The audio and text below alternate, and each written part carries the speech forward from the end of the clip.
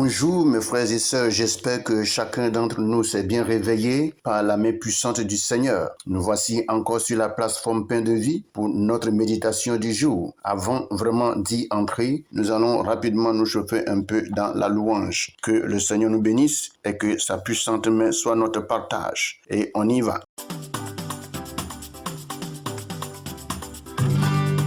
J'ai bâti ma vie sur Jésus le rocher. Je n'aurai plus jamais peur.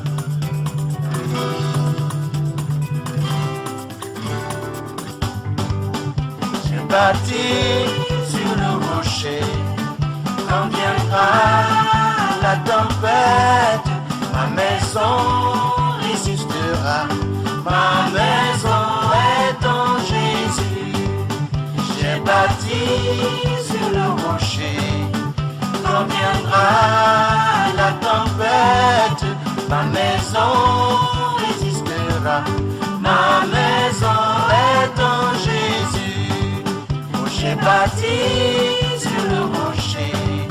Quand viendra la tempête, ma maison résistera. Ma maison est en Jésus. La pluie et le vent souffleront. Satan se déchaînera.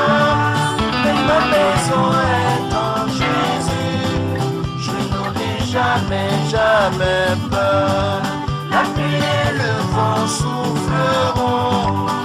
Satan se déchaînera. Mais ma maison est en Jésus. Je n'aurai jamais peur. La pluie et le vent souffleront. Satan se déchaînera. Mais ma maison est en Jésus. Je n'aurai jamais peur. Je n'aurai jamais peur. Je n'aurai jamais peur. Je n'aurai jamais peur. Je n'aurai jamais peur. Oui, je bénis le Seigneur qui sans cesse nous soutient, nous fortifie et nous accorde la respiration, le mouvement et l'être. Nous voici encore ce matin au devant de sa sainte face pour sa parole qui est esprit et vie. Sans trop tarder, nous allons vraiment passer à notre moment de méditation et je vais inviter chacun d'entre nous à prendre le livre de Proverbes dans le chapitre 21 à partir du verset 25 au verset 27.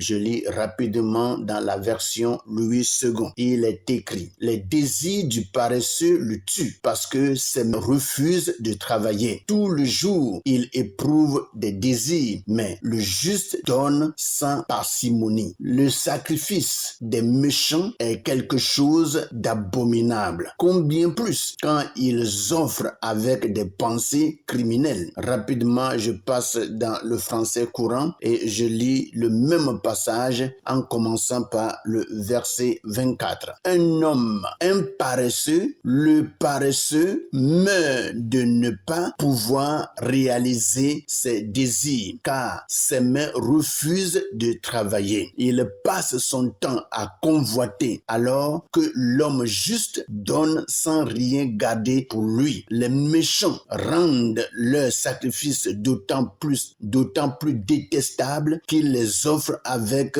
de mauvaises intentions. Je répète, les méchants rendent leurs sacrifices d'autant plus détestables qu'ils les offrent avec de mauvaises intentions. Voici les paroles par lesquelles le Seigneur veut vraiment nous enseigner ce matin. Et sans trop tarder, nous retournons dans la version Louis II.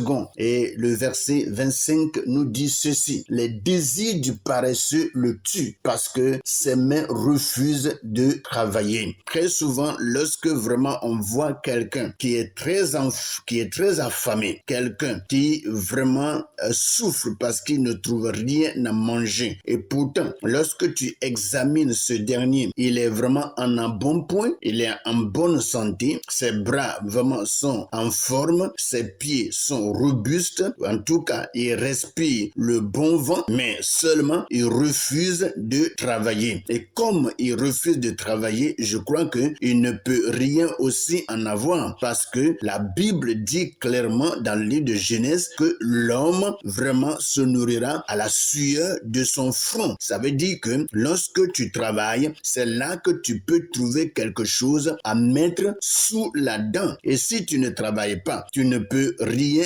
avoir. Et il est dit ici que le désir du paresseux le tue, parce que ses mains refusent de travailler. Si tu es ainsi paresseux et que tu as des désirs, tu veux avoir des choses comme les autres qui travaillent ont, alors tu n'en auras pas parce que tu ne travailles pas. Parce qu'il faut travailler pour vraiment avoir les habits que les autres portent, les chaussures qu'ils portent, oui, les maisons qu'ils ont. Vous voyez, tout ce qu'ils ont et que toi, tu es en train de convoiter, c'est parce qu'ils ont travaillé qu'ils ont ces choses. Mais si toi qui es paresseux, tu refuses de travailler, alors tu ne peux vraiment pas avoir ces choses, car il faut travailler pour être rémunéré, c'est-à-dire payé. Et lorsque tu es payé, c'est ce que tu recevras comme salaire que tu vas prendre pour aller payer les choses que tu désires. Mais si tu ne travailles pas, tu vas trouver de l'argent ou pour aller payer ces choses, à moins que tu voles. Mais dans le vol, si on t'attrape, c'est ta mort. Point d'interrogation. Mes frères et sœurs, la Bible nous dit clairement que les désirs du paresseux le tuent. Ce qui tue le paresseux, ce sont ses propres désirs. Parce qu'il veut posséder certaines choses, mais il n'a pas l'opportunité d'en avoir parce qu'il n'a pas fourni d'efforts pour travailler. Il n'a pas travaillé, donc il peut rien avoir. Voyez, il peut rien avoir. On dit les désirs du paresseux le tuent. Pourquoi? Parce que ses mains refusent de travailler. Ses mains refusent de travailler. C'est-à-dire, il prive ses mains de travail. Or, Dieu a créé notre main et les 10 doigts pour que nous puissions travailler. Alors, si quelqu'un refuse de travailler, comment est-ce qu'il va vivre? Tout ceci pour dire que Dieu ne veut pas que aucun de ses enfants soit paresseux et devienne indigent, ou soit manque de quoi à manger ou de quoi à survivre. Vous voyez, nous avons un Dieu de bonté, un Dieu d'amour, un Dieu de compassion. Alors mes frères, si Dieu t'a donné chaque jour, ou bien Dieu te donne chaque jour la santé, il te donne la force, l'énergie nécessaire pour que tu fasses quelque chose, lève-toi, va chercher quelque chose à faire qui va te rapporter un peu d'argent pour que tu puisses manger au lieu de rester là à mourir de faim. Je dirais tout de suite, lève-toi, va chercher quelque chose à faire. Ne reste pas dans la paresse. Ne reste pas dans la négligence. Ne reste pas dans cette lourdeur. Sors de là. Et lève-toi, tiens-toi sur tes pieds et va. Trouve quelque chose à faire. Trouve quelque chose à faire qui va te rapporter de l'argent pour que tu puisses manger au lieu de rester là, souffrir, coucher, soupirer et vraiment ne rien avoir durant toute la journée. Dieu nous connaît et nous donne vraiment des conseils très nécessaires pour notre vie. Soyez bénis ce matin. Il dit, tout le jour, il éprouve des désirs, mais le juste donne sans parcimonie. Vous voyez, tout le jour, il éprouve. On parle toujours du paresseux. Il éprouve des désirs.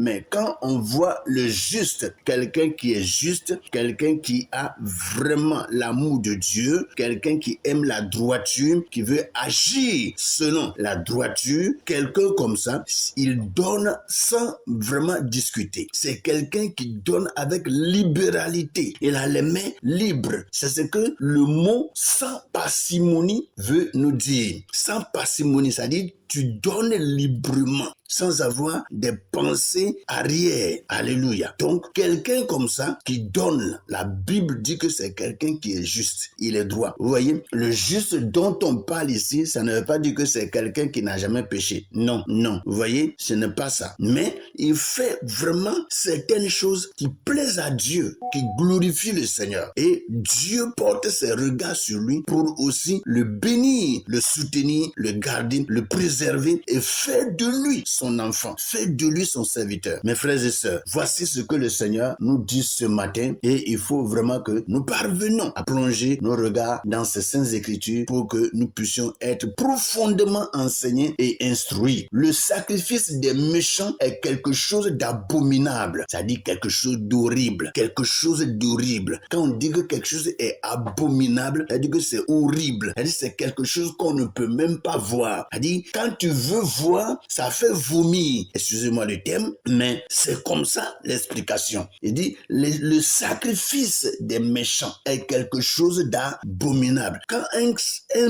méchant veut vraiment faire un sacrifice pour plaire à Dieu, vous allez voir que Dieu voit ce qu'il offre là comme une abomination. Et c'est encore plus grave lorsque il fait cette offrande avec une pensée criminelle, une pensée dans le but de détruire la vie de quelqu'un, dans le but de tuer quelqu'un. Vous voyez? Et quand c'est comme ça, c'est encore d'autant plus grave devant Dieu. Et des fois, quand Dieu se fâche, il peut t'enlever la vie parce que c'est Dieu qui te donne le souffle. Et pourquoi tu vas prendre ce souffle-là pour aller détruire la vie de quelqu'un d'autre qui veut aussi vivre comme toi? Et c'est pour cela, en réalité, tu ne dois pas chercher la mort de ton prochain. Vous voyez, les méchants sont toujours comme ça. Lorsque vraiment ils s'en vont faire des sacrifices, au lieu de faire un sacrifice pour que vraiment Dieu pardonne leurs péchés, leurs iniquités, des fois, avec des pensées criminelles, ils cherchent à détruire la vie des autres. Mes frères, n'arrivons pas à ces choses. N'arrivons pas à de tels actes parce que c'est des choses qui n'honorent pas Dieu. Dieu veut vraiment que nous demeurons dans la droiture pour